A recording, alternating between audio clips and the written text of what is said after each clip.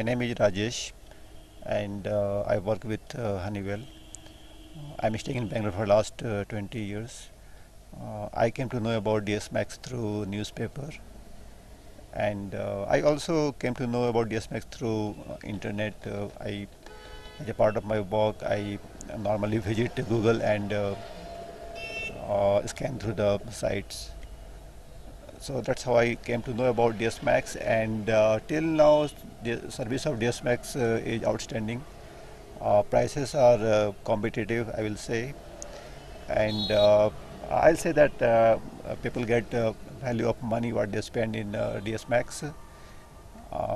And today, my day of registration, I'm happy that I'm going to own a flat in DS-MAX, and I have good feeling. I will refer them DS-MAX, and I have one suggestion for DS-MAX that they can also start making a society of all their customers, because their existing customer might be a good market for them, because many of the people go for second flat, third flat nowadays in Bangalore. So if they make a network of existing customers, and if they inform whenever they launch their project, that might be helpful for the customer also and DS-MAX also. Thank you so much. Thank you.